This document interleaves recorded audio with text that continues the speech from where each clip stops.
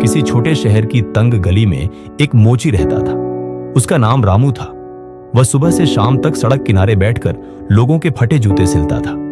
मेहनत तो बहुत करता था, लेकिन कमाई इतनी कम थी कि किसी तरह पेट भर पाता था। अक्सर वह सोचता, भगवान ने मुझे गरीब ही क्यों बनाया, मैं भी अमीर क्यों नहीं हो सकता। एक दिन जब वह अपने काम में लगा था, तभी एक शानदार कार उसके पास आकर रुकी। उसमें से एक बुजुर्ग व्यक्ति उतरे। सफेद कपड़े, महंगा सूट और चमकते जूते।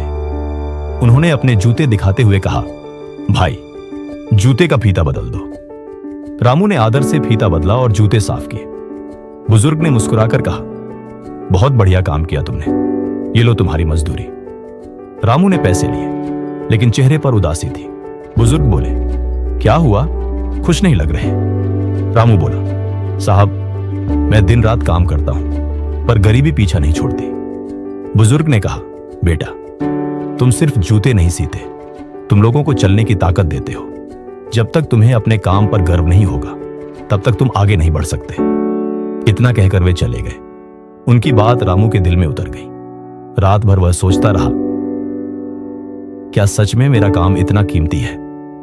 अगले दिन से उसने अपनी दुकान के पास एक छोटा बोर्ड लगाया, रामू शू केयर, जूते ही नहीं, इज्जत भी चमकाए। अब वह हर ग्राहक को मुस्कुराकर धन्यवाद कहता, उनके जूतों को ध्यान से साफ करता और एक छोटी सी खुशबू वाली पॉलिश लगाकर लौटाता। लोग उसके व्यवहार और काम से खुश होकर उसे दोगुना पैसे देने लगे। धीरे धीरे उसके पास ग्राहकों की भीड़ बढ़ने लगी।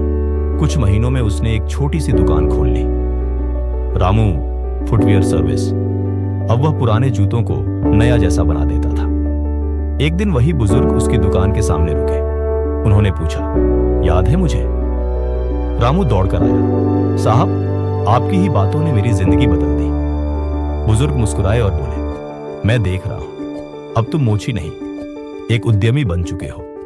रामू ने कहा, साहब, आपने मुझे सिखाया कि काम छोटा नहीं होता, सोच छोटी होती है। पहले मैं अपने हाथों को गरीब समझता था, अब इन्हीं हाथों ने मुझे अमीर बना दिया।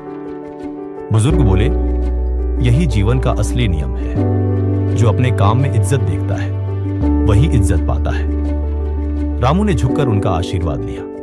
अब उसके शहर में लोग उसे रामू मोची नहीं, बल्कि रामू उद्यमी कहने लगे।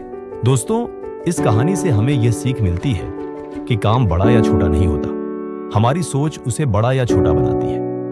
अगर हम खुद को छोटा समझेंगे तो दुनिया भी हमें छोटा समझेगी, लेकिन अगर हम अपने काम को सम्मान देंगे तो वही काम हमें सफलता की ऊंचाई पर पहुंचा देगा।